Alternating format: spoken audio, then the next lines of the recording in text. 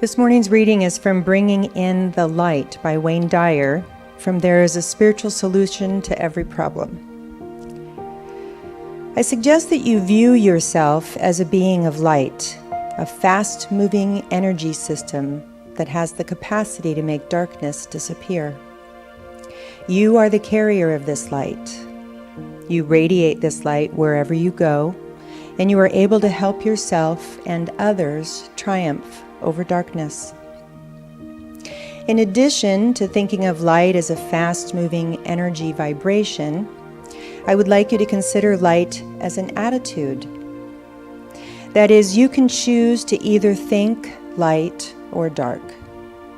When you are thinking light, you bring to any set of problems an uncontaminated clarity that can dissolve difficulties. Perhaps you have heard someone talk of surrounding a friend or loved one in light in times of perceived potential darkness. These comments reflect an awareness that light is protective and pure, and that it can protect someone from dangerous and harmful energies. Putting white light around a loved one is another way of sending loving thoughts and trusting in energetic thoughts to assist in keeping a person safe. These are thoughts of light, wherein you choose to think of a loving light, visualizing it being sent by you to do the work of spirit. Intuitively, we know that thoughts of light will dispel darkness, just as surely as turning on a light switch will illuminate the dark. So I want to open up with a short excerpt from Lama Surya Das. And he says this: according to Buddhism, all beings are imbued with a spark of divine inner light. Jewish mystics use similar words when they speak of the inner spark or the spark of God. The Quran, referring to man, talks about the little candle flame burning in the niche in the wall of God's temple. That's us, by the way. Almost inevitably, a spiritual search becomes a search for divine or sacred light. And by cultivating our inner core, we search for this light in ourselves as well as the divine. One of the many things that all the different traditions have in common is that divine inner light. They all recognize that. They all know that we are working our way home to that light. Sometimes, however, life becomes challenging. Has anyone had that problem? Yeah, okay. When life becomes challenging, it's a little more difficult for us, usually, to be able to see that light, let alone experience it. Instead, we have a tendency at that point, when things become a little rough, to question our beliefs, to question the existence of that intelligence greater than I. And when we start questioning things, it's generally because we're allowing fear to consume us. Now, if you want to be in fear, watch TV, read the news on the internet, and that they will confirm to you that everything is in dire straits. Oh my gosh, what will we do? And what that negativity is feeding the idea that we're going in circles instead of the fact that we're moving forward as a humanity. Sometimes that's hard to see, and I absolutely believe that's the truth. It is so much easier for us to enjoy life when we're dancing, right? When we're rejoicing, when we're loving life and things are all good, when we see the good in all things. When life is filled with those great experiences and filled with a tremendous amount of comfort. Because during those times we see a very clear direction in our life. Experiencing those aha moments, when we experience that oneness of everything, is the ultimate, right? That's what we call enlightenment. And it feels like life can't get any better than this oh my gosh, I'm in such a beautiful place. How could I ever have possibly questioned my faith in that higher power? However, when life's between those two extremes, the oh no, what will we do? And oh my gosh, ain't it grand? We can usually, not always, we usually though hold on to that feeling of I can move through this. I can do that. At least we go through those motions, right? We can see the light, as they say, at the end of the tunnel. What about when we can't see or experience that light?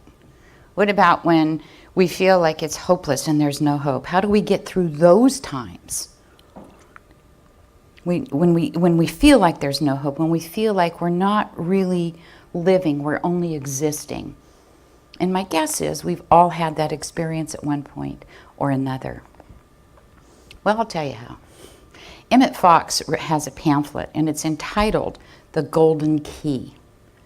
And he has the answer to that quandary.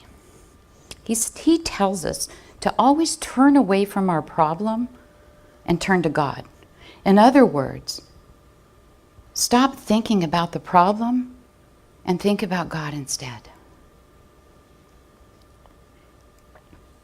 When we do that, you will be amazed at how your mind clears, how things begin working themselves out, and in a way that you never even believed possible. Because we're letting go of control, right? We're handing it over. They always say, turn it over to God. And that's what it means. Turn it over, let God have it, and think about the beauty of life and the tremendous power in this universe and within you. As we begin to trust in our source, we then can begin that path to enlightenment. The Gospel of Thomas is one of the Gnostic Gospels, and it says this: there is light within an enlightened person, and it shines on the whole world. That's so true. Do you know someone who you just see and you go, wow, they're just bright. They're so light. And you're attracted to that light. A lot like what Sue read and also her meditation, right? We're attracted to that light. Now, to be enlightened is simply about being informed spiritually. It's to walk that upward path from personal consciousness to collective consciousness to universal consciousness to oneness with the divine. It means to awaken from the illusion of what we call day-to-day reality and to see and understand what is real versus what is an illusion. And sometimes we get those mixed up, don't we? Sometimes we think that what's in front of us, the experience we're having, is real. And in truth, it's simply a circumstance. It's an experience. And it's not the truth of who we are. So, how do we become enlightened? We have to want it more than anything else. There's a story about a Zen master and his student, and they were sitting by the river's edge. And the student asked this master what he needed to do to become more enlightened or enlightened. So the master turned to the student and he grabbed him by the neck and he put his head under the water.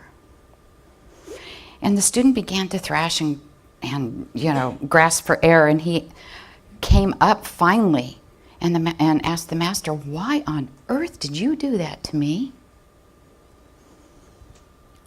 Well, the master asked him, "What did you most desire when your head was underwater?" And he said, "To breathe." And so the master said, "Did you desire anything else at that particular time?" The student said, "No, I didn't." And the master asked him, "Was your desire strong?" And he said, "Yes, my life depended on it." So the master said to him, "When you desire enlightenment that much, you'll find it." Many of the great masters in holy texts talk about spiritual knowledge and tell us that spiritual knowledge is what's going to lead us to that enlightenment and that enlightenment is obtainable to each and every single one of us. It's not exclusive to the master teachers. The Jewish prayer book says this: all who dwell on earth may find you. That says all, right? Krishna said true knowledge can only be attained by a human being. Muhammad wrote, seek knowledge from the cradle to the grave. And the Bhagavad Gita says the sage who is intent on yoga comes to Brahman without long delay. And Proverbs from the Bible, if thou seekest hidden treasures, thou shalt find the knowledge of God. Now, don't all those things say the same thing? Isn't that beautiful? I love that idea that they're basically all teaching the same thing. Different words, same concept, same idea. Enlightenment simply means more light in our life, not artificial light, rather the light that is eternal. And with that light, every activity, everything we do allows us to become more clear. Now, that doesn't always necessarily mean clarity at the level of mind. It does, however, mean clarity at the level of our soul. Therefore, as we get that clarity, we can know that we'll always move in the absolute right direction. Even if we think we make a mistake, we'll realize it isn't really a mistake. It only appears that way in this particular moment, because it's the universe in action, in perfect and divine order. Now, our quest for enlightenment is really an easy one. All we have to do is open up. Allow that light to radiate from us, and to share that light with anybody else who welcomes it. Simple, right? If you think about it, and again, Sue alluded to this in the reading, it's like how we added electricity to our lives a long time ago. Once we discovered the electricity, we began finding multiple ways to use it, right? Lights, air conditioning, TVs, radios, refrigerator, right? Basically, everything we want is pretty much immediately available through that electricity.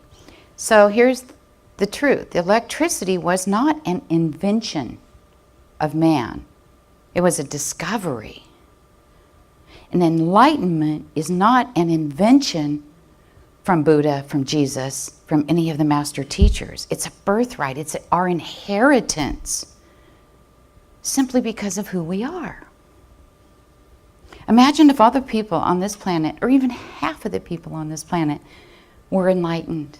We would not need to change the world at all. Our problems could no longer be blamed on politicians, or on the economic system of any country, or the ism of any country. We experience those problems on this planet because of the collective ignorance of our true nature. So many people don't understand. We don't know how great we are. And I say this as the whole of humanity. We don't know how much power we possess. We don't understand that we are love personified, let alone that basic idea of oneness. Not everybody understands that. When realizing those things, living those ideas is the epitome of enlightenment. Understanding the oneness of all, and everything else just comes along with it.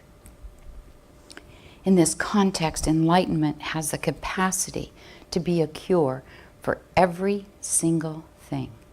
From illness to hunger, to economy, to hate, destruction, wars, all of it. Enlightenment can brush those things away. And it's exactly what the master teachers, Jesus, Lao Tzu, Buddha, Krishna, it's what all of them have been striving to get us to understand for thousands of years. Isn't that amazing? And we, as a humanity, still haven't quite gotten it. We're working on it, right? We're here. Even though those teachers represent different religions, their teachings have so much in common. They represent different paths to the same destination. They each said that they received their information from that divine connection, from that ultimate reality. And what often strikes us when we read their words or we hear their words is not that they're telling us something new. It's that we're saying to ourselves, oh yeah, I knew that. I knew that somehow at a very deep level, I knew that was the truth. It's as if we've always had those truths at a deep level. We've always known them.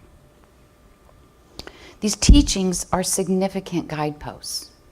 And I call them guideposts because in the end, we each and all have to follow our own path. We have to seek enlightenment in our own way. We can seek advice, explore things, learn various methodologies. However, ultimately, it is still ours to be who we are and to do things the way best for us. The spiritual enlightenment happens when we actually embody and practice our spiritual truths. And it's certainly possible, by the way, for us to be aware of something and still not allow that awareness to illuminate or factor into our way of thinking or our way of being in the world or the way we see life. We can begin practicing by being just as confident that things are going to work out perfectly, whether they look crazy or whether things look normal and good.